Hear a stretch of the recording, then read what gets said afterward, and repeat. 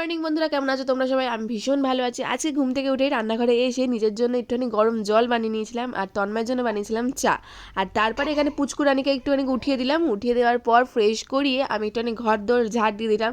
আর আমার বর দিন দিন মাছের এত শৌখিন হয়ে যাচ্ছে, মানে নানান ধরনের মাছ আনছে আর নানান ধরনের মাছ আমায় রান্না করতে হচ্ছে। আজকে নিয়ে এসেছিল হলো কাজলি মাছ, এটা আমরা এর আগেও খেয়েছি, বেশ ভালো লাগে। এই রুমটাতে তন্ময় বেশিরভাগ থাকে, এই রুমটা একদমই হাত দিতে দেয় না, মানে প্রায় এক সপ্তাহে হয়তো একবার পরিষ্কার করতে হয়। আর এই রুমটার আফটার বিফোর আমি তোমাদের দিয়ে দিলাম, এরকমই অবস্থা হয় যখন আমি পরিষ্কার করতে আসি। যাই হোক, বিকালবেলা করে বেরিয়েছিলাম, খেয়েছিলাম একটু ইডলি।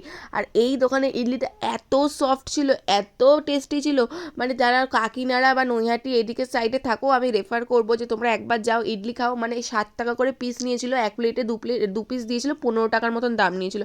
ভীষণ সফট খেতে, ভীষণ দারুণ। পজ করে নামটা দেখে নিও। সেইভাবেই কাটলো দিনটা। পেমেন্ট করে বাড়ির দিকে রওনা দিলাম। ভিডিওটা ভালো লাগে লাইক কমেন্ট শেয়ার করে দিও। আজকের জন্য টাটা।